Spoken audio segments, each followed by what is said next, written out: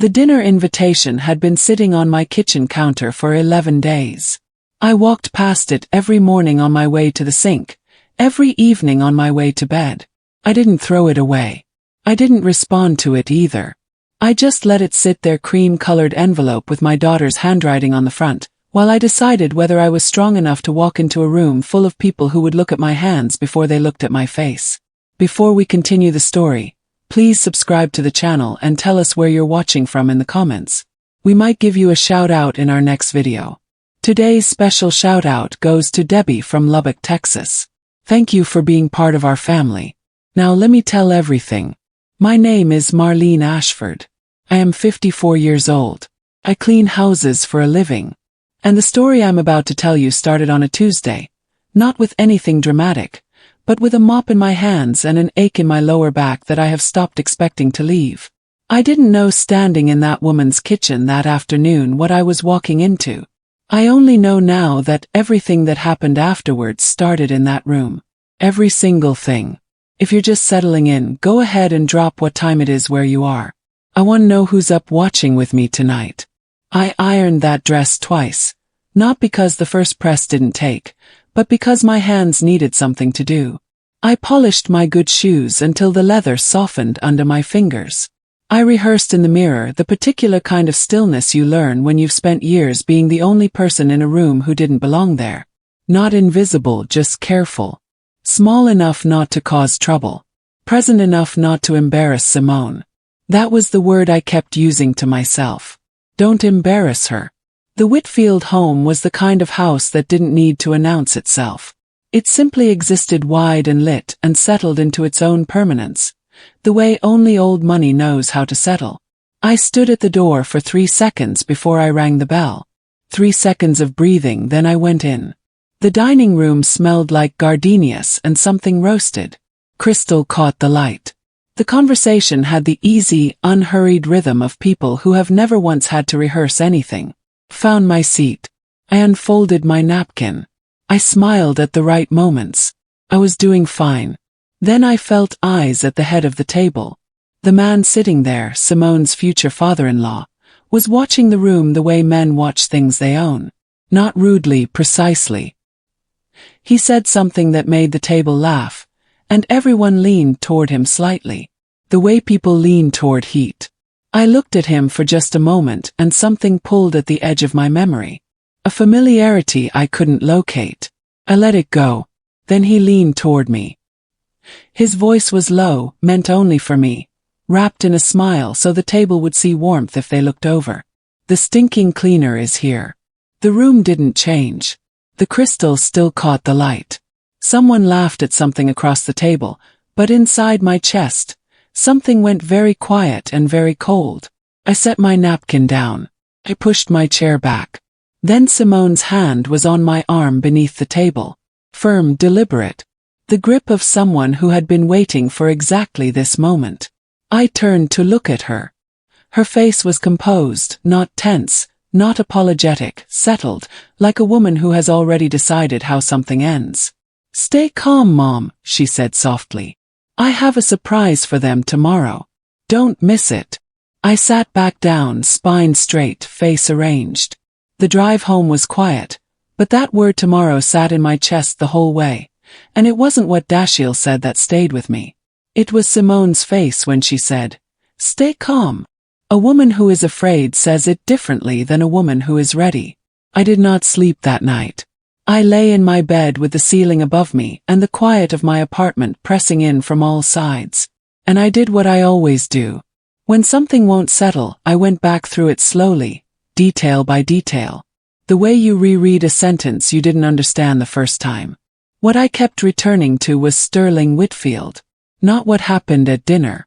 Not Dashiell. Not Sterling. There are men who command a room by being loud, and there are men who command it by being still. Sterling Whitfield was the second kind. He sat at the head of that table, the way a man sits in a chair he has owned for 30 years, not comfortable exactly but certain like the chair existed because he did. When he spoke, the table adjusted, not dramatically, subtly. Shoulders turned a degree, forks paused midair. Even the people who weren't listening to him were listening to him. He asked questions that weren't really questions, the kind phrased as curiosity, but landing as assessment. He asked Simone about her work, what she did, what firm, what her plans were. She answered smoothly. He nodded. The way people nod when they're not satisfied but have decided to wait. That nod stayed with me. He wasn't welcoming her. He was calculating her. There was no warmth in how he looked at my daughter. No ease of a man gaining family. It was the careful measuring look of a man deciding whether something was useful or a problem. I watched Dashiell too. The way he checked his father's face before he finished certain sentences. The slight shift in his posture whenever Sterling moved. A recalibration so practiced it had become invisible to everyone at that table except a woman with nothing to do but watch. Dashiell was not a son in that house. He was a reflection adjusted constantly to stay accurate.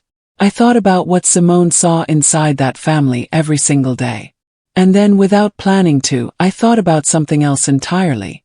The year after my husband Walter passed, the paperwork that arrived in waves, the attorney who came to me rather than making me come to him, which I had taken as kindness. The way everything was framed as protection from complexity, from costs I couldn't carry, from a fight that would leave me with less than if I just accepted what was being offered. I didn't know why that memory surfaced. I hadn't thought about that period in years. I let it sit at the edge without pulling it forward. There was no reason to connect it to anything.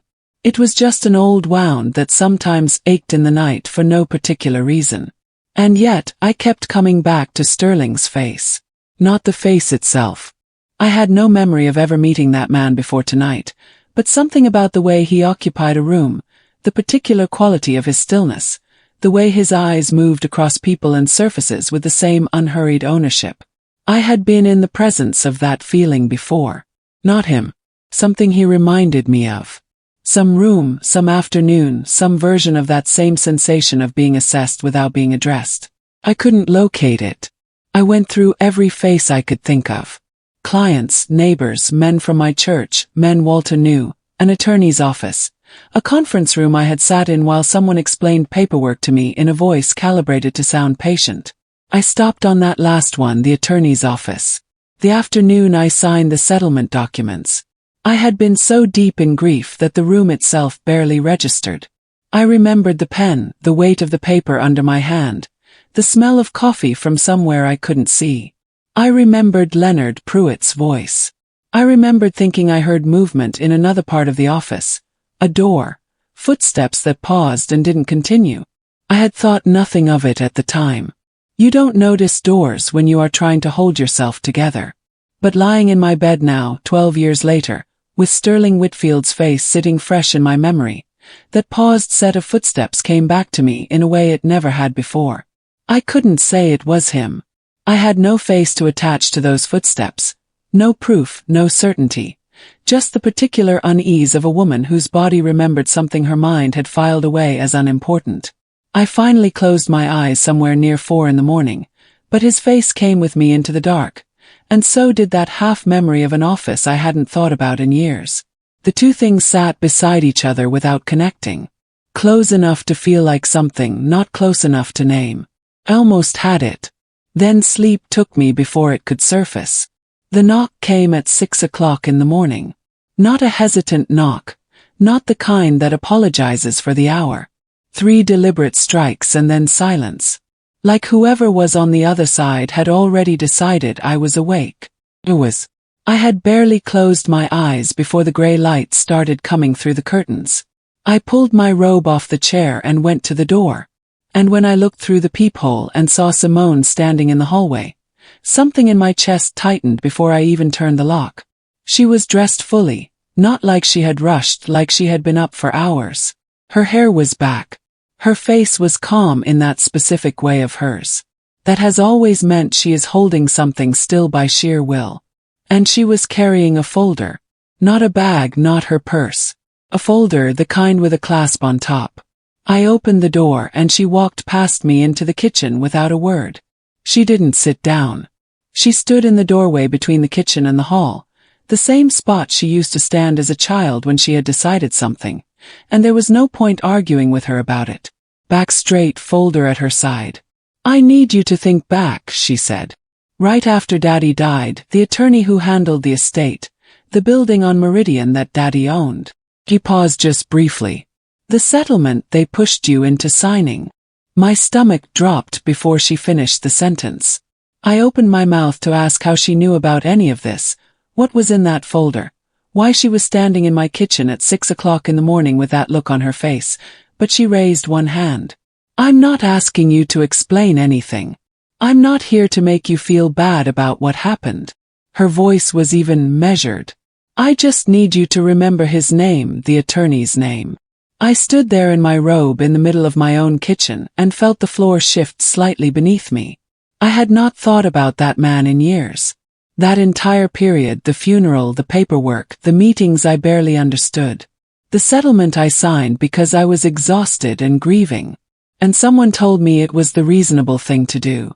I had packed all of it somewhere I didn't visit. Not deliberately. I hadn't avoided the memory. I had simply stopped needing it. The way you stop needing a road once you've already arrived somewhere else. "Simone, how do you know about Meridian?" Her hand stayed up, but her eyes didn't flinch. "I found the estate records 3 years ago. Public filings. The transfer of title is documented.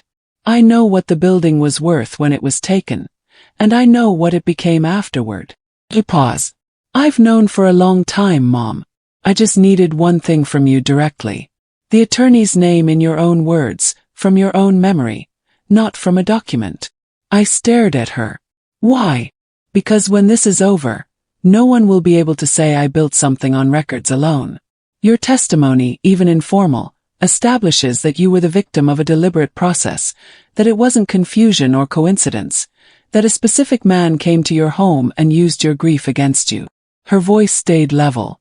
"His name, Mom. That's all I need right now." The kitchen was very quiet. The refrigerator hummed. Outside, a car moved slowly down the street. I stood there and understood for the first time that my daughter had not come here this morning needing information. She had come needing a witness. I said his name out loud in my own kitchen. For the first time since the day I signed those papers and shook his hand and told myself it was over. Leonard Pruitt. The moment it left my mouth, I watched something move behind Simone's eyes. It wasn't surprise. It wasn't relief. It was the particular stillness of a person who has just heard confirmed what they already knew. The difference between a question being asked and a question being answered. She nodded once slowly. Then she set the folder on the counter between us. "Sit down, Mom," she said quietly. "I'm going to need a few minutes of your time." She remained standing for just a moment longer in that doorway, in that posture I had known since she was 9 years old, holding something still by sheer will. And then she pulled out the chair across from mine and sat down too. And that was when I understood she hadn't come here this morning to find out anything. She already knew. She had known for 3 years. She just needed to hear me say it. To hear my voice carry the name out of the past and into the present where it could finally be used. Simone left the folder on the counter and told me she would be back that evening. She didn't explain anything else. She just said, "Read through what's in there and try to remember what you can." Then she picked up her keys and walked out. And I stood in my kitchen in my robe listening to the sound of her footsteps going down the hall. I stood there for a long time before I touched it. Walter died on a Wednesday, February. The kind of cold that sits in your bones and doesn't negotiate. He was 51 years old and he had never been seriously sick a day in his life, and then he was gone in the space of an afternoon, and the world kept moving in that indifferent way it has of moving when yours has completely stopped. The grief was physical. That is the thing people don't tell you. The house sounded different, not quieter exactly, but hollowed out like a room where the furniture has been removed and the walls don't know what to do with the echo. Kept buying too much food for weeks. My hands would reach for 2 of something before my mind caught up. My body forgot he was gone over and over again every single morning, and the remembering was always fresh. Leonard Pruitt came to me 3 weeks after the funeral. He called first, said he understood this was a difficult time and he didn't want to add to my burden, which was why he'd prefer to come to me rather than ask me to come downtown.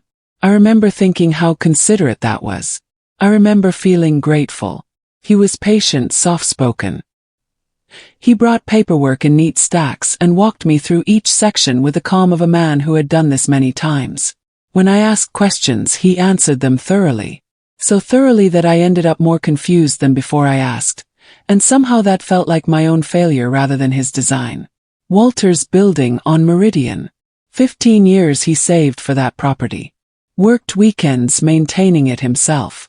I used to drive past on Saturdays and see his truck parked out front. It wasn't large.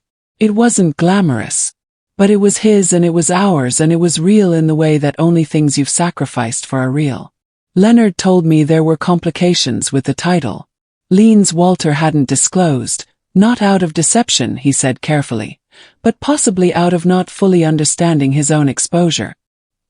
He told me fighting it would cost more than the building was worth. He presented a settlement, a narrow window. Take it now or risk losing everything in a process that could drag on for years. I was 51 days past burying my husband. I was not sleeping. I was not eating correctly. I was trying to figure out how to exist inside a life that had been built for two people and now only had one. Sign. I remember the pen, the weight of the document under my hand. I didn't read it. He told me it was standard language, and I believed him because I needed to believe something was standard. I remember the cash, not enough to change anything, just enough to feel like a conclusion. He shook my hand and said Walter would have wanted me to move forward. Believed that too. Now I sat at my kitchen table with those same documents spread open in front of me, reading them for the first time with eyes that weren't buried in grief. Simone had not brought originals. She had brought copies, clean, organized, flagged with small yellow tabs at the sections she needed me to see. I would learn later that she had obtained them through a combination of public estate records and the civil rights property attorney she had been working with quietly for years. At the time I didn't ask. I just read. The language was standard mostly, but something on the last page made me slow down. Below my signature, below Leonard's, there was a third line, a witness signature. The name written there was one I had never seen before. Odessa Marsh. Someone who had been present officially on paper in ink, for the signing of a document that determined the rest of my life. I turned that name over in my mind. Odessa Marsh. I had no face for it. No memory of a third person in that room. Leonard had come alone, or so I believed. I had been so focused on keeping myself composed, on following each page as he turned it, on not letting my hands shake in front of a stranger, that I would not have noticed if someone had been standing quietly to the side or in an adjoining room, close enough to witness, far enough to stay invisible. I set the page down and looked at that name for a long time. Whoever Odessa Marsh was, she had signed her name to the worst afternoon of my adult life. She had been there. She knew what happened in that room. And somewhere out there, she had been carrying that knowledge ever since. Simone came back at 7 that evening. She didn't knock the way she had that morning. She used her key, the one I gave her 3 years ago for emergencies, and walked straight to the kitchen where I was still sitting at the table with those documents spread in front of me. She looked at them. Then she looked at me. She didn't ask how I was feeling. She pulled out the chair across from mine and sat down. She set 3 things on the table between us. A photograph, a document, and a single printed page that looked like a business registration form. She didn't explain any of them. She just pushed the registration page toward me and said, "Start with that one. Do you recognize the company name?" I read it. I didn't recognize it. A holding company. The kind of name that sounds like nothing and means nothing unless you know what to look for. "Now look at the registered owner," Simone said. I looked. Sterling Whitfield. I knew that name now. 24 hours ago I had sat across a dinner table from the man it belonged to and watched him hold a room like he owned it. I had watched him assess my daughter with the eyes of a man calculating risk.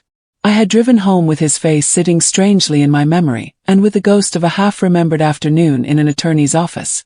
Footsteps pausing somewhere I couldn't see. A door that never opened. Now I understood why that memory had surfaced. But what stopped my breathing was not seeing his name. It was understanding what his name was doing on this document.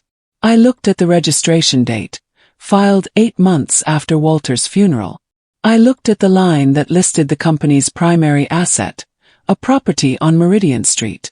I didn't need her to tell me the address. I already knew it.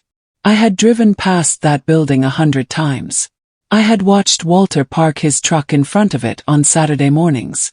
I knew the number on that door the way I knew my own hands. Picked up the photograph. It was the building, Walter's building. Same bones, same corner, same windows, but the signage on the front was different.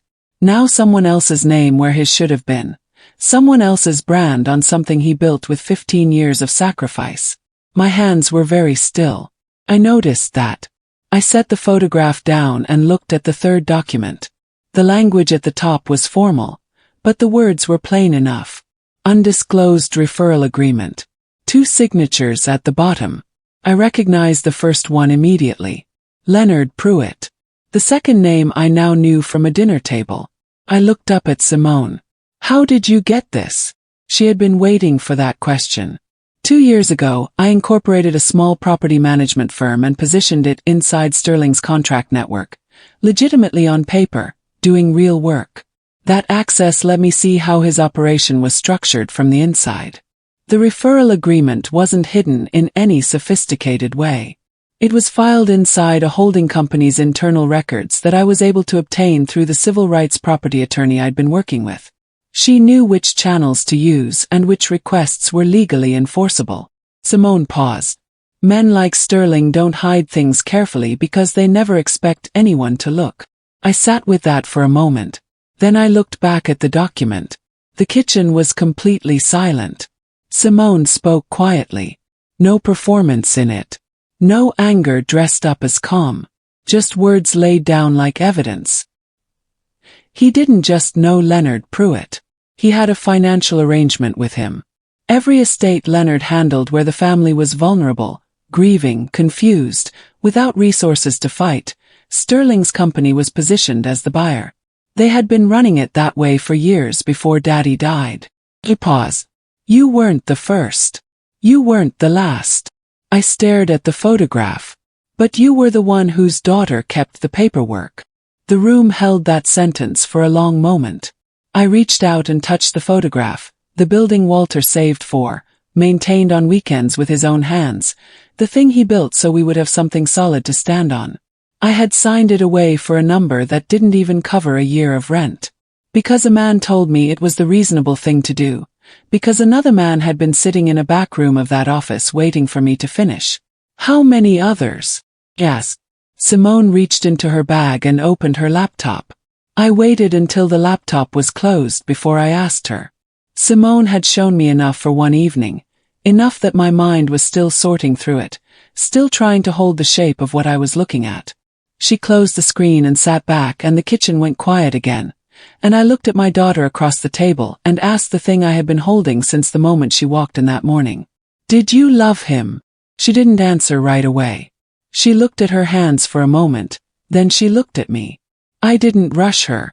I found his father's name before I ever found him, she said. Years before. She had been in her early 20s, old enough to understand what had happened to our family after Walter died, and old enough to be angry about it in a way that had somewhere to go. She had started studying property law, not with a plan yet, she said, but the way people are pulled toward the thing that damaged them, trying to understand the mechanism of it. She found the company registration. She found Sterling Whitfield's name attached to it, and she started watching quietly from a distance. The way you watch something you're not ready to touch yet. Newspaper mentions, city contract announcements, church board appointments, a man constructing a public reputation with the careful patience of someone who understood that credibility was its own kind of protection. I watched him for 3 years before anything else happened. She said the professional overlap came later. She had moved into property management by then, building something small and quiet of her own. One of her firm's early contract relationships intersected with Sterling's network. That intersection was not accidental. She had positioned her firm carefully, choosing contract relationships that sat adjacent to Sterling's operation, close enough to observe, distant enough to remain unremarkable. When Dashiell appeared at a function 18 months into that work, She had already spent years learning the shape of the family he came from. She didn't pursue him, but she didn't step back either. I made choices, she said simply, about where to be, what to accept, how far to let things develop. I made every one of those choices knowing exactly who his father was. I sat with that. How long have you been engaged? 14 months. And the firm, you said 2 years. Yes. So she had been inside his father's network for 8 months before Dashiell ever appeared. She had spent 8 months learning the architecture of what Sterling had built before she ever allowed herself to be in the same room as his son. That was not impulse. That was not even strategy in the ordinary sense. That was the kind of patience that cost something fundamental, the decision to subordinate everything else, including whatever she might have felt or wanted, to the thing that needed doing. I looked at my daughter across the table and understood something I hadn't before. She had not used Dashiell carelessly. She had made a calculated decision with full knowledge of what it would cost her, and had lived inside that decision for over a year without ever letting it slip. Were you ever cruel to him? No. Did you manufacture something that wasn't there? She was quiet for a moment. I didn't perform feelings I didn't have, but I also didn't let myself feel things I might have felt under different circumstances. He paused. That's not the same as cruelty, but it's not clean either. I appreciated that she didn't dress it up. Did he ever ask questions about your work? About how you ended up in his father's circle? Yes, early on. She was quiet for a moment. I answered honestly. I told him I was building a property management firm and had been working adjacent to his father's development network. He thought that was how we'd crossed paths naturally. It was just not in the direction he assumed. I sat with that. Then she said the thing I needed to hear, even though I hadn't known I needed it. He's not an innocent man, Mom. He knew enough about how his father operated to benefit from it without ever asking what was underneath. That's its own kind of knowing. It's not the same as what Sterling did, but it's not nothing. I didn't condemn her. I didn't tell her she'd done the right thing either. Those were not mine to give. What I felt was something more complicated than either. The particular weight of watching your child carry something enormous and understanding for the first time how long they carried it alone. 14 months of Sunday phone calls. 14 months of sitting across from her at holiday tables and hearing about her work and her life. And none of it, not one word, had indicated that she was living inside something this large. She had protected me from the weight of it, carried it entirely herself, kept our conversations ordinary and warm, while underneath them she was doing something that required every resource she had. I didn't know whether to be grateful or devastated by that. What did you find? I said. Once you were inside. She reached for the laptop again. Then she paused. 2 years ago, I incorporated the property management firm. Small, legitimate, real contracts, real work, real relationships. I needed it to be genuine because Sterling's people would have noticed anything that wasn't. She opened the screen. What I found once I was inside is easier to show you than explain. She turned the laptop toward me. The screen showed a list of properties. Meridian Street was third from the top. There were 11 others below it. Counted them slowly. 12 properties in total, 12 addresses, 12 families who had at some point owned something real, something sacrificed for and maintained and passed down as the solid thing you leave behind, and had it taken from them by the same patient practice method. I looked up at Simone. She was watching me with the expression of someone who has known a thing for a long time and has finally been able to share the weight of it. All of them. Yes. All of them, she said. She didn't rush it. Simone walked me through it the way you explain something to a person who needs to understand it fully. Not just accept it but see every joint and seam of it. She started at the beginning and she didn't skip anything. The building on Meridian was acquired 8 months after Walter's funeral. At the time, and this is the part that sat in my chest like a stone, its actual market value was nearly 3 times what the settlement paid me. Not slightly more, nearly 3 times. I had signed away something worth 3 times what I received because a man told me I was lucky to get what I was getting. But the money wasn't even the point, not the main point. Within 18 months of acquiring that building, Sterling Whitfield used it as collateral to secure his first major city development contract. The building Walter saved for over 15 years, maintained on weekends, protected, real, became the instrument that launched Sterling's public career. That contract was delivered on time. It was publicly praised. It became the credential he used to pursue a seat on the city's development board. And the board seat was where it became something else entirely. Board members get advanced visibility on zoning decisions, Simone said, before anything is announced publicly, before any competitor can position. His company was consistently first in line for development opportunities in areas that were about to become valuable. She said it without heat. Just the facts of it laid flat. That's not coincidence over 7 years. That's access. She mentioned another family, a man named Eugene Hatfield, older, widowed, a building on the east side, acquired through Leonard Pruitt under circumstances nearly identical to ours. Same framing, same pressure, same narrow window, same outcome, different address, same method. That acquisition happened 14 months after Walter's building. Same 3-year window, same attorney, same buyer. Eugene Hatfield has a daughter, Simone said. Her name is Renee. She didn't say more than that. Not yet. The church leadership position came later. A community-facing role in the same neighborhoods where Sterling was operating. Elder board, outreach committee chair. The kind of moral authority that makes a man untouchable in certain conversations. People don't question what they have decided to trust. It's an elegant system, Simone said. And she said it without admiration, without contempt, just the precise word for what it was.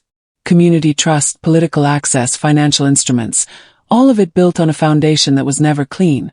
And because each layer looked legitimate from the outside, each layer protected the one beneath it. I listened until she stopped. Then I said the thing that had been forming in my chest the whole time she was talking. So it was never just us. Simone shook her head slowly. We were the beginning, but we're also the ones with the paperwork. I sat with that for a moment. What Walter built was taken to build something else. And what was built on top of it was taken to build something further still, layer on layer. Each one looking like success to anyone who didn't know where to dig. And my daughter had been digging for years. I looked at her across the table. This woman I raised in a 2-bedroom apartment after everything was taken from us, and understood something I hadn't understood before. What she had built wasn't a plan for revenge. It was documentation of a system. And documentation of a system is a different thing entirely. So, what do we do with it? Asked. Simone leaned back in her chair. 8 months, said. You've been doing this for 8 months. Simone nodded. Longer if you count the years before I had anything actionable, but the package itself, 8 months. I had been expecting her to say lawsuit. I had been bracing for it, the years it would take, the money we didn't have, the way powerful men with good attorneys could delay and exhaust and outlast people like us until we gave up or ran out. I had already begun calculating how much fight we had left in us. But that wasn't what she said. I talked to a civil rights property attorney early on, Simone said. Her name is Claudette Farrow. She helped me understand 2 things. First, certain fraud claims carry what's called a discovery-based statute of limitations, meaning the clock doesn't necessarily start when the fraud happened. It starts when the victim could reasonably have discovered it. Because this was designed to be invisible, we may not be as time-barred as they would want us to believe. Filed that away. Second, even a strong case can take years they can afford and we can't. So I built something that doesn't need a courtroom to start working. She got up from the table and came back with a box. Inside were 7 envelopes, identical, sealed, each one labeled in her neat handwriting. She set them in a row on the table between us. I looked at them for a moment before she said anything else. 7 envelopes, the same size, the same weight, sitting in a row on my kitchen table like something that had already been decided. She had spent 8 months assembling the same complete file, documented, sourced, verified, into 7 identical packages. The building fraud, the referral arrangement between Leonard Pruitt and Sterling Whitfield, the contract irregularities that followed, the board position built on manufactured credibility, the pattern across multiple estate acquisitions including the Hatfield family, establishing that this was method and not accident. Why not go to the police? Yes. Or the district attorney? Simone didn't dismiss the question. Claudette and I looked at that early on. Criminal fraud at this level, especially across a timeline this long, requires a level of prosecutorial interest that isn't guaranteed. These cases get deprioritized, delayed, and the moment you file a criminal complaint, the targets know exactly what you have and exactly how to build a wall around it. Pause. We needed everything moving at once before anyone had a chance to respond. The Federal Housing Channel carries its own enforcement authority. That's the route with teeth. The other 6 packages are the pressure that makes sure no one looks away. I understood that. I didn't love it, but I understood it. And there was something else in each package. A voluntary written statement from a woman who had worked as a junior paralegal at Leonard Pruitt's firm during the years in question. Simone had found her name in an old office directory, spent months verifying where she was before making contact, approached her carefully with no pressure, no promises. She'd been waiting, Simone said quietly. She left that firm under circumstances she never explained to anyone. When I contacted her, she asked me one question. Was I prepared to see it through? Simone paused. I told her yes.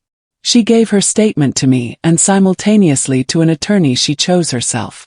That way, no one could claim I was her only witness. No one could pressure her through me. Thought about that. A woman who had been carrying something alone for years, waiting for someone to ask the right question, keeping her own record, protecting herself quietly in the only way available to her. What's her name? Asked. Odessa Marsh. I looked at the 7 envelopes. Who receives them? Simone touched each one as she spoke. The city councilman who sat on the same board as Sterling. The church board chair. The community development organization whose grant decisions Sterling had influenced for years. A federal housing oversight contact with jurisdiction over the documented fraud pattern. A local investigative journalist with a specific record of property fraud reporting. She touched the 6th, the State Bar Association for Leonard Pruitt. Then she touched the 7th and didn't speak immediately. When do they go out? Asked. Tomorrow morning. Some things will move quickly after that. Others will take longer. But once they leave this table, she looked at me. Nothing stops it. I counted the envelopes again. 1 through 6. Understood. I looked at the 7th. Who is the last one? Simone looked at me steadily. A woman named Renee Hatfield. Eugene Hatfield's daughter. The room was very still. She deserves to know before anyone else does, Simone said. It's her family's story too. And if she decides to act on what's in that envelope, her own attorney, her own process, entirely separate from ours, that becomes a second front they have to manage simultaneously. We didn't coordinate with her. We don't need to. The truth in that envelope will do what truth does when it finally reaches the right person. I looked at that 7th envelope for a long time. All these years, I thought this was our wound alone. Our loss, our shame to carry quietly. The thing you don't discuss at church or at the fence with a neighbor because grief is private and loss is private. And the humiliation of being outmaneuvered while you were still raw from burying someone, that most of all is private. Never was. There was another woman out there who had been carrying the same weight under a different name, another family, another building. Another Saturday morning that stopped happening when a man with patience and paperwork decided their sacrifice was useful to him. Simone had found her. And tomorrow morning she would know she wasn't alone either. Neither of us said I should leave. It wasn't discussed. The evening just moved the way evenings move when neither person is ready to be alone with what they're carrying. Gradually, quietly, without announcement. Simone got up at some point and started moving around her kitchen. And I sat at the counter and watched her, and that was enough of a decision for both of us. She made rice. Simple. The kind that requires you to pay attention to heat and water and timing. Small specific things that give your hand something to do when your mind needs a rest. I cut okra the way my mother taught me, the way I taught her, and we stood in that kitchen together without talking much, and it was the most normal I had felt in 2 days. My phone buzzed on the counter. I glanced at it. Simone. My hands were wet. I let it go. 60 seconds later it buzzed again. I looked at the screen without picking it up. The name there wasn't Simone's. Dashiell Whitfield. I stared at it through 2 full rings. Then it stopped. I stood there with my wet hands and the quiet of someone else's kitchen around me. And I thought about the last time I had been in the same room as that name. 3 nights ago. A dinner table with crystal catching the light, and conversation moving in that easy, unhurried way of people who have never had to rehearse anything. A man leaning close with a smile arranged on his face, and 5 words delivered in a voice low enough that only I could hear them. The stinking cleaner is here. I finished the sink. Every dish, every surface. I dried my hands on the cloth hanging from the oven handle. Then I walked out to the back porch and called Simone. She picked up before the first ring finished. The journalist confirmed receipt 20 minutes ago. Her voice was measured, focused. She's already asking follow-up questions, wants to verify 2 of the property transfer dates independently, and the federal housing contact called the number I listed on the package. His office wants the source documentation sent directly. I stood at the porch railing and looked out at the yard, a garden someone had been tending for years. I had watched it from this porch through 4 full seasons. Roses that came back every spring without being asked to. They're moving, Simone said. I was quiet for a moment. Then Dashiell called me. Pause on her end. Reef. He called me too. I didn't answer. Another pause. He knows something is shifting. He just doesn't know the shape of it yet. What triggered it? The packages only went out this morning. His father. Simone said Sterling has people who monitor certain channels, journalist contacts, city hall relationships, people who flag when questions start being asked. Something moved on his radar early this morning and he would have gone straight to Dashiell. He wouldn't tell him what specifically. Men like Sterling don't explain, they mobilize. So Dashiell is making calls trying to understand what his father is reacting to without being told why. Thought about that. A son trained his whole life to recalibrate around his father's moods. Now being sent out to gather information, he hadn't been given the full picture to interpret. Dashiell calling me and calling Simone and reaching nobody, trying to find the edges of something he couldn't yet see the shape of. What I felt in that moment was not triumph. It wasn't relief either. It was something quieter than both and more permanent. The specific weight that comes with the irreversible, not regret. I want to be clear about that. But the recognition that some things once set in motion do not come back, and that even when they are right, especially when they are right, they carry a gravity that celebration cannot quite hold. I went back inside. I finished the house the way I always finish. Every room, every surface, the same attention I bring, regardless of what is happening in my own life. That discipline was never about the work. It was about being someone who completes what she starts. I folded the cleaning cloths and stacked them the way I always stack them. I left the client's kitchen the way she likes it. I locked the door behind me. Driving home, I didn't plan to go down Meridian Street, but my hands turned the wheel before my mind made the decision. Slowed. The building sat on the corner the way it always had. Same bones, same windows, same width of doorway Walter had measured twice before he bought it. The signage was someone else's now, but the structure beneath it was his. I could still see what it was. I had always been able to see what it was. No transfer document and no other man's name on the front had ever changed the bones of the thing Walter chose and paid for and maintained with his own hands on Saturday mornings. I sat there for a moment longer than I usually did. Then I drove home.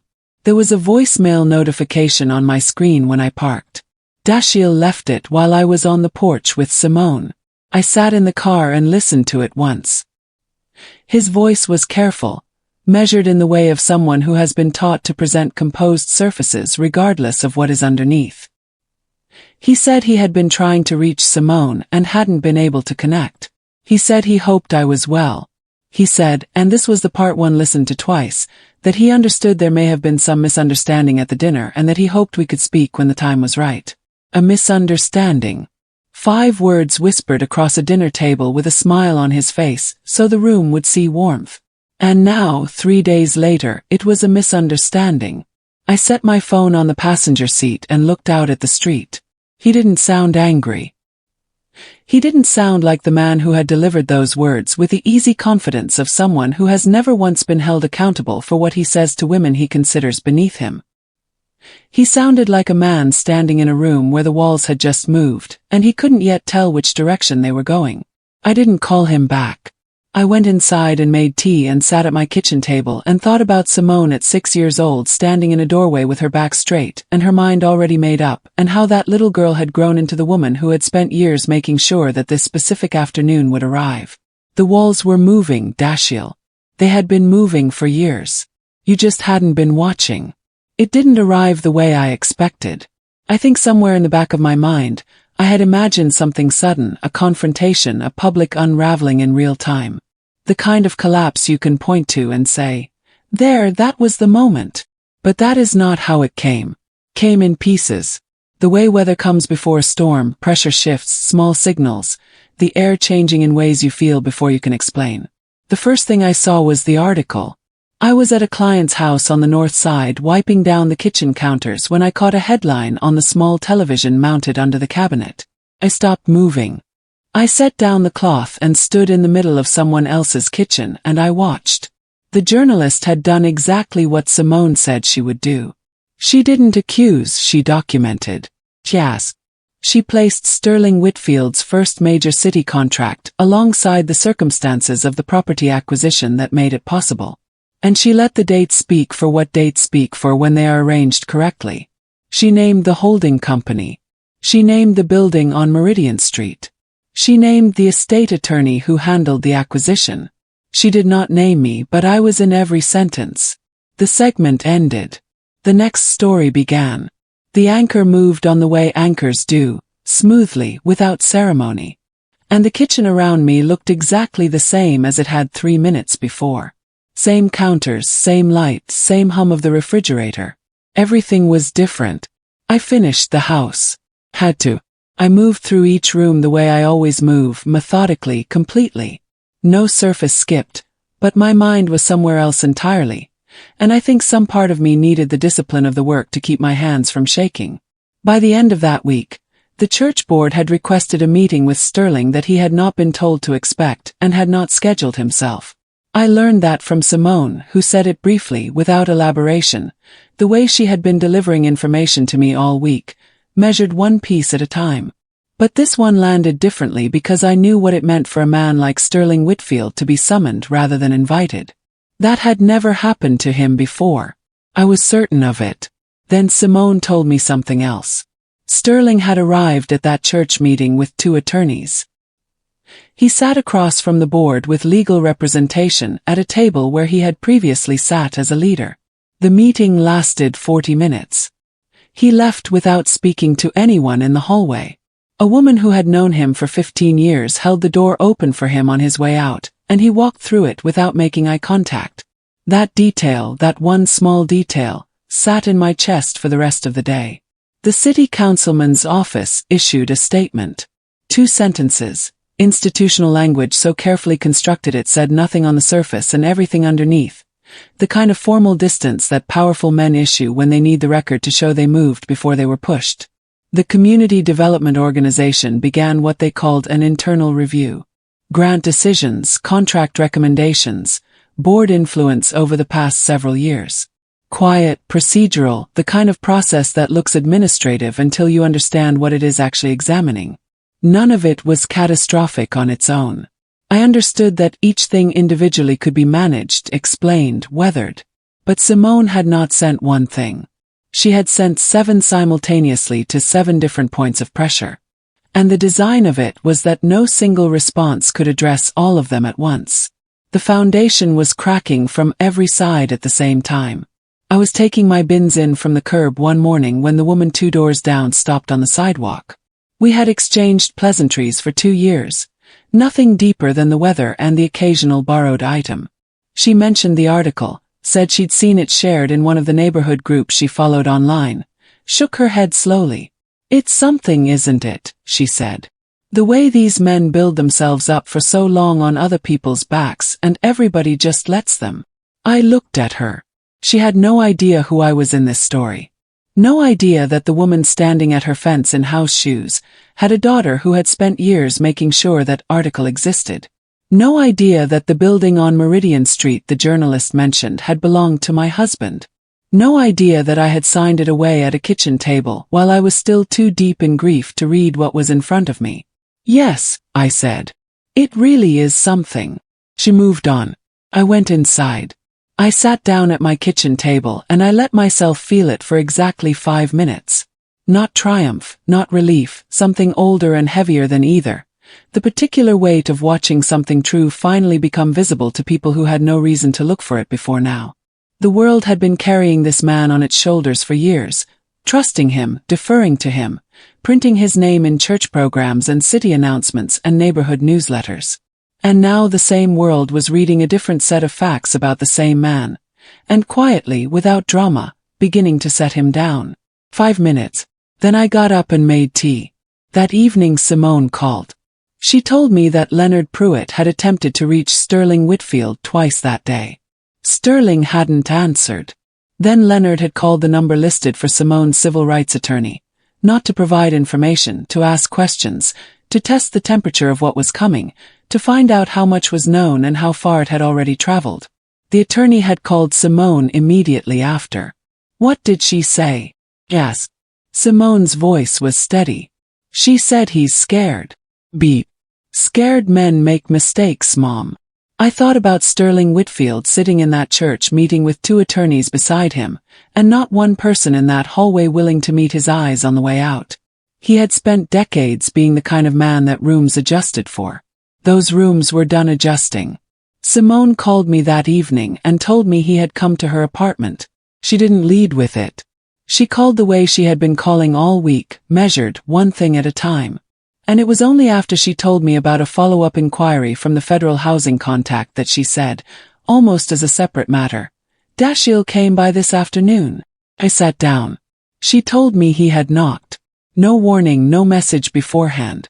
She looked through the peephole and he was standing in the hallway in the particular stillness of a man who has been moving fast for days and has finally stopped because he has run out of directions to run in. She opened the door. He wasn't loud. He wasn't the man who had leaned close at a dinner table and delivered a whisper designed to diminish. That version of him seemed very far away from the person standing in her doorway. He had read the article. He had looked at the dates, the property acquisition, the contract, the board appointment, and he had done the arithmetic that anyone paying attention could do. And then he had gone to his father, and whatever answers he received did not match the questions the public was now asking. He stood in the doorway and looked at her and asked directly, "Did you know about all of this when we met?" Simone said she didn't make him wait. Yes. He was still for a long time after that. The hallway was quiet. She didn't move from the doorway, and he didn't move from where he was standing, and the space between them held everything that had been true this whole time and never spoken. Then he asked the question underneath the first one. Was any of it real? Simone told me she answered him the way the question deserved, without cruelty and without softening. I saw something in you that I wished had more room to grow, but I couldn't let that stop what needed to happen. He paused. And you knew enough about how your father operated to benefit from it without ever asking what was underneath. That's not the same as being him, but it's not innocence either. He didn't argue. He didn't raise his voice or tell her she had no right. He didn't ask her to take anything back. He received it the way people receive things that are true and unwanted, absorbing it slowly, standing very still. The way you stand when the ground has shifted and you're waiting to find out if it's going to hold. Then he said one more thing quietly, not as a defense, more like a man setting something down that he had been holding too long. I didn't know about your grandfather's building. I want you to know that. I didn't know it was connected to your family. Simone told me she believed him, not because it absolved him, it didn't, but because it had the particular sound of something true. The kind of truth that doesn't help a person the way they hoped it would. She looked at him for a moment. Then she said, not knowing was a choice too, Dashiell. You had every opportunity to ask what was underneath. You chose the comfort of not asking. That's what I mean when I say it's not innocence. He received that too, without argument, without deflection. Then he turned and walked back down the hallway. He closed the door. She stood with her back against it in the quiet of her apartment. Not triumphant, she told me, not hollowed out either. Something in between that didn't have a clean name. The particular weight of a person who has done something right and necessary, and has discovered that rightness does not make a thing weightless. I thought about what was coming for him. Not from us. We had not targeted him specifically. But consequence doesn't require targeting. When a structure falls, everything built on top of it falls too. The professional relationships that existed because of his father's name, the doors that had opened because of his father's access. The version of himself he had been allowed to be because someone else was handling the parts he preferred not to examine. All of that was already shifting. He would feel it in the coming weeks in ways he couldn't yet name. Calls that went to voicemail. Meetings that were quietly rescheduled. His own name in an article that mentioned his father's. The connection drawn without accusation but present on the page permanently. He had walked into Simone's hallway looking for something, absolution perhaps, or confrontation, or simply the answer to a question he couldn't stop asking. He walked out with none of those things. Just the truth delivered cleanly with nothing added and nothing removed. That was more than his father had ever given anyone. She stayed there for a while. Then she picked up her phone and called me. I answered on the first ring. She didn't say anything immediately. I could hear her breathing, steady, controlled. The breathing of a woman holding herself together.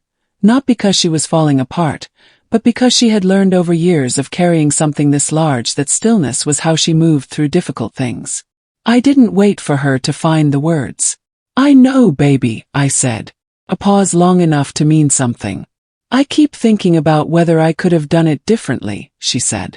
Whether there was a version of this where fewer people got hurt. I thought about that honestly, the way she deserved. Maybe, I said. But I don't think the people who deserve not to get hurt are the ones who got hurt. Another pause. No, she said quietly. I don't think so either. The line stayed open between us for a while after that. Neither of us in a hurry to end it. Just a mother and her daughter on either end of a phone, sitting in the particular silence that follows the completion of something enormous. Not celebrating, not grieving, just breathing through the stillness of what comes after. I know, baby, I said again, softer. And that was enough. Simone had told me about her earlier, the woman she found in an old office directory, the one she spent months watching from a distance before she ever made contact. I had listened and understood the outline of it, but it wasn't until the state bar inquiry moved the way it moved that I understood what Simone had actually done in finding her. Her name was Odessa Marsh. She had worked as a junior paralegal at Leonard Pruitt's firm during the years that mattered. She had been present for things she was never supposed to be asked about. And when she left that firm abruptly, under circumstances she had never explained to anyone, she had taken something with her that she may not have fully understood the value of at the time. A personal record, dated entries, specific.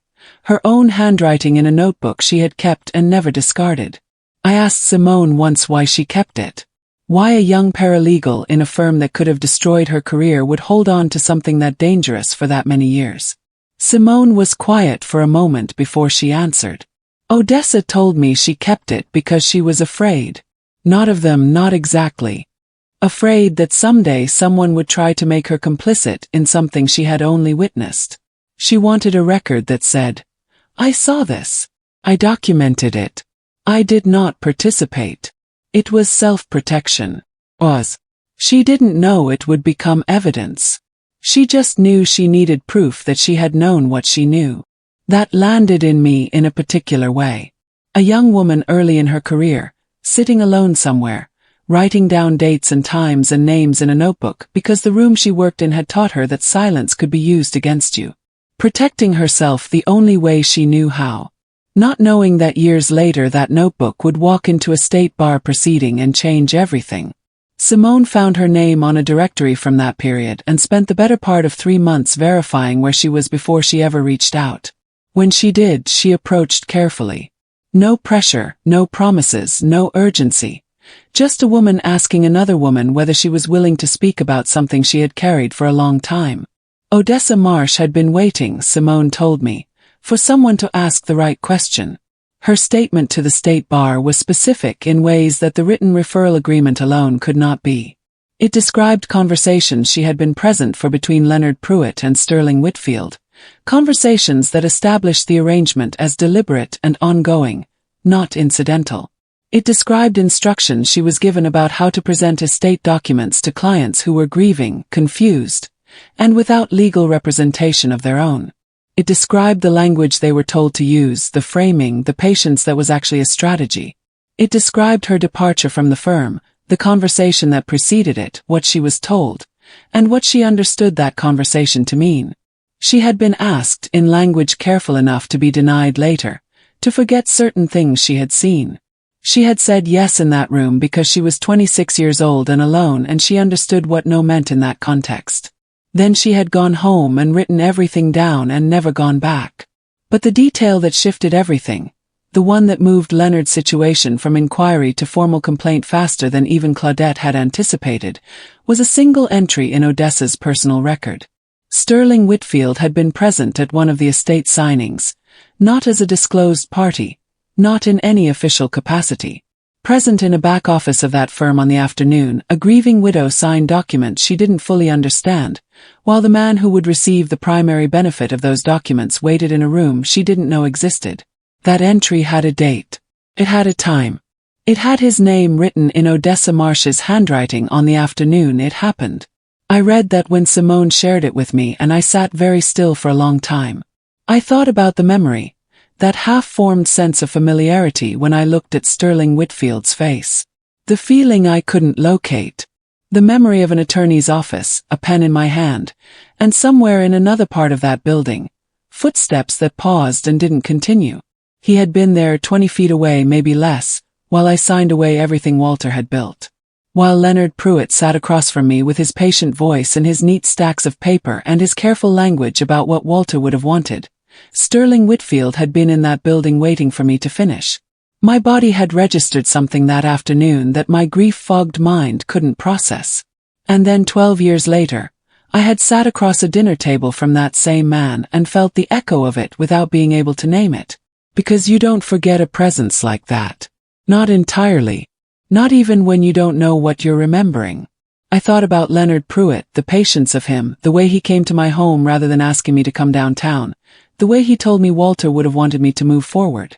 I had held that sentence for years, had used it even when the grief was bad, had told myself it was true. He was in a room now with people whose questions he could not answer cleanly, holding paperwork that bore his name in ways he had apparently trusted the years to make invisible. The years had not cooperated. Claudette called Simone 2 days after the statement was formally submitted. Simone called me immediately after. Leonard's legal team had reached out to Claudette. She said they indicated he may be open to a broader discussion. I didn't know exactly what that meant in legal terms. I told her so. It means, Simone said, that a man who spent years telling grieving widows to accept what they were offered has decided he would like to negotiate. I let that sit for a moment. And Renee Hatfield? Yes. Her attorney filed independently last week. Separate case, separate channel, but the overlap in evidence is significant. Sterling's legal team is now looking at 2 simultaneous proceedings with documented patterns that corroborate each other. Simone paused. The 7th envelope worked exactly the way it was supposed to. I sat with that for a long moment. 2 women, 2 families, 2 buildings on 2 different streets, and one man who had believed for more than a decade that the people he had taken from were too small and too scattered and too buried in their own survival to ever find each other. He had been wrong about that. He had been wrong about all of it. I had been cleaning Miriam's house for 5 years. That is not her real name. She never asked me to use it, and I never offered mine beyond what was necessary. But that is what I called her in my mind. Miriam, a woman in her late 60s who left lunch in the refrigerator every time without fail, covered in foil with a handwritten note on top that said something like, "Help yourself. Take your time." A woman who looked at me when I arrived and when I left, not through me, at me. That distinction matters more than people who have never needed to notice it would understand. I knew this house the way you know any place you have cared for consistently over years. Which floorboard announced itself underfoot? Which bathroom faucet needed a firm quarter turn past where it seemed to stop? Which window in the upstairs hallway let in the kind of afternoon light that showed every smear on the glass if you weren't thorough? And I was always thorough. I was cleaning the upstairs bathroom when my phone lit up on the edge of the sink. Simone. I peeled off one glove and answered.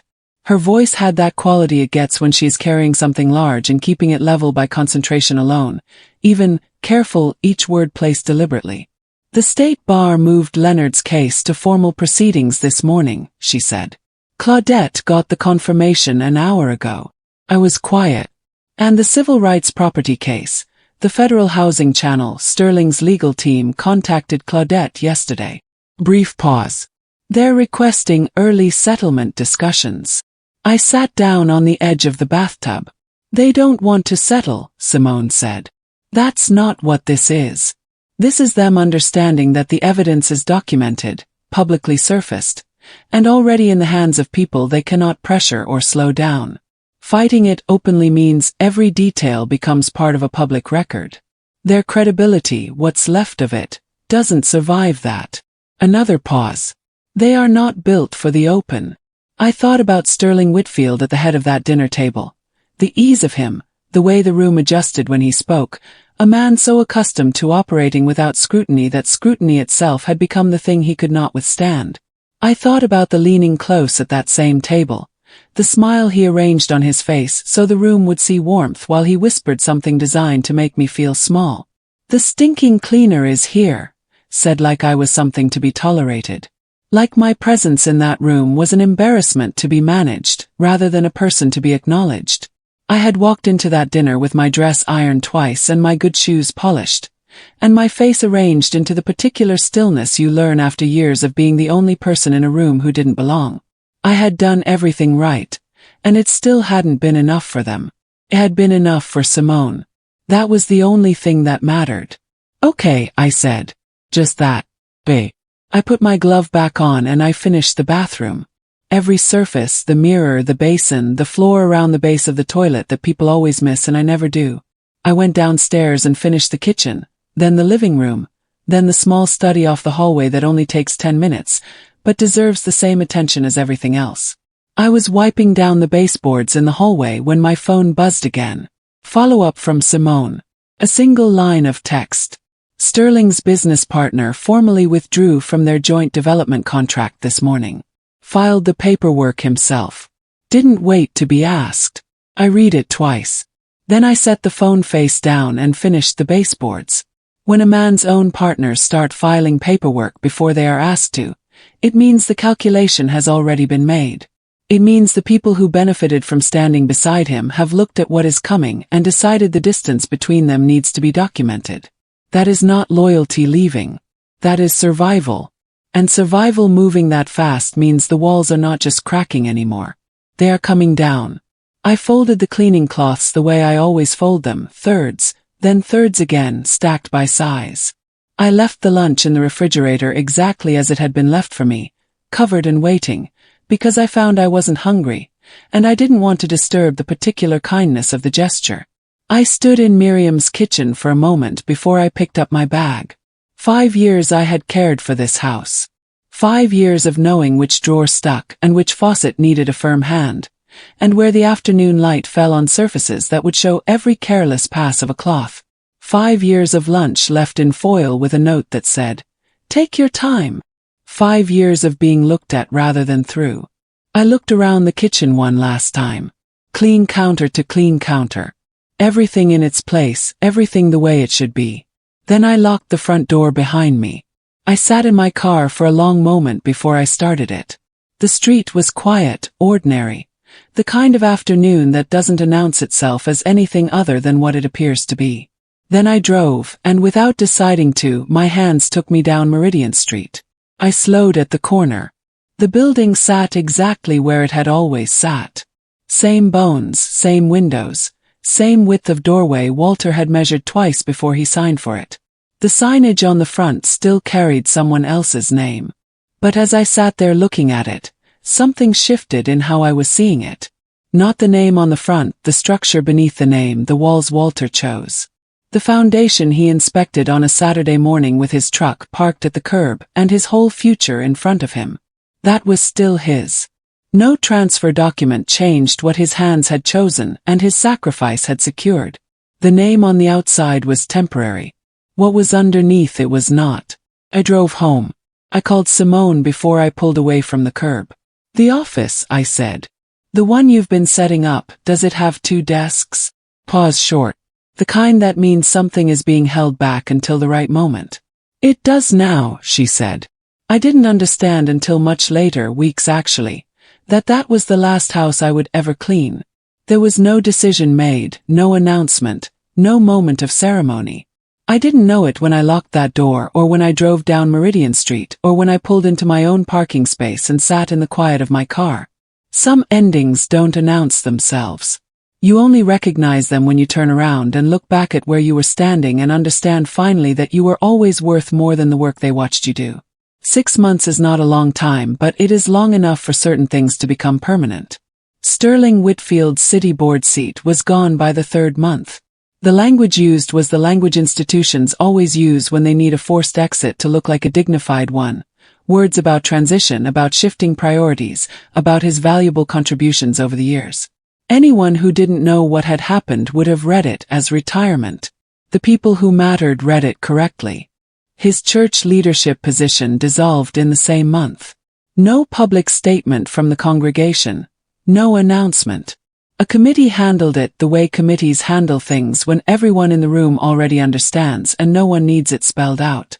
His name came off the programs. His chair at the front was occupied by someone else. That was all. The contract relationships took a little longer. They always do because those involve money and money makes people cautious about timing. But one by one, each partner found their own reason to look elsewhere. No one said the real reason out loud. They didn't need to. Reputational distance becomes institutional policy quietly and then permanently. And then it simply is the way things are. I heard through Simone that someone had seen him at a gas station on the east side alone, filling his own tank in a car that was not the one he had been driving the year before. The person who saw him said he looked smaller than they remembered. Not physically, just smaller. The way men look when the rooms that used to expand around them have stopped doing that. I didn't feel satisfaction when I heard it. I want to be honest about that. What I felt was closer to a long exhale. The kind your body holds for so many years that when it finally releases, you don't even recognize it as breath.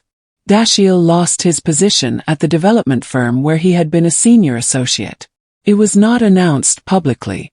It was the kind of departure that gets processed quietly through HR with language about restructuring and mutual agreement, and then the name simply stops appearing on the company's website. Simone told me once without elaboration. I didn't ask for more.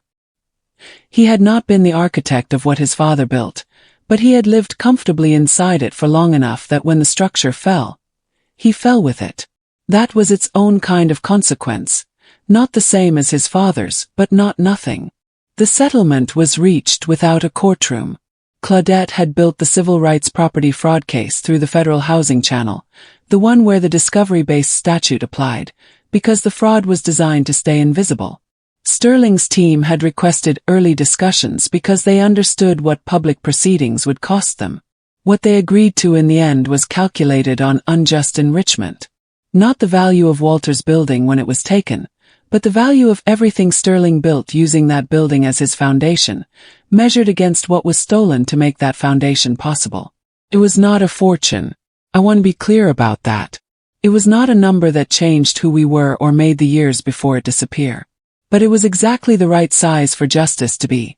Enough to change the architecture of our lives without turning us into something we were never trying to become.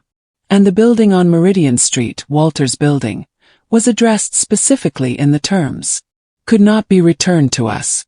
It had passed through too many hands, carried too many contracts, been used as collateral in too many arrangements to be simply handed back.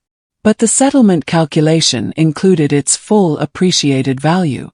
Every dollar of growth it had generated since the day I signed those papers under grief and pressure and a man's careful patience. Walter built something real. The agreement acknowledged that in writing with numbers attached that mattered to me more than I expected it to. Leonard Pruitt faced formal disbarment proceedings. I thought about him sometimes, the patience of him, the handshake, the way he said Walter would have wanted me to move forward. I had held that sentence for years like it was a gift. It was the most expensive lie anyone ever told me for free. I didn't spend long on it. Some things you set down not because they stop being heavy, but because you have somewhere to be. Odessa Marsh was doing well. Simone told me that once, briefly. I was glad. A woman who carried something alone for years and chose, when the moment came, to put it in the right hands. She deserved to be doing well. I hope she was sleeping better. I understood now what it cost to hold something like that for a long time in a body that was never built to carry it alone. Renee Hatfield received her package. In the months that followed, I learned that her family situation had begun moving through its own process, separate from ours, entirely theirs, but moving. I felt something about that I still cannot fully name. Something between solidarity and a grief for all the years we each carried our losses without knowing the other existed. 2 women, 2 families, 2 buildings on 2 different streets that fed the same machine. We had never met. Hoped someday we would. The office was small. 2 windows facing east. The morning light came in at an angle that made the room feel larger than it was. It still smelled faintly of fresh paint on my first day. The particular smell of a space that has just become something. I arrived before Simone. I didn't plan it that way. I just found myself there first, key in the door, stepping into a quiet room with my name on the door beside my daughter's. I stood in the doorway for a moment before I went in.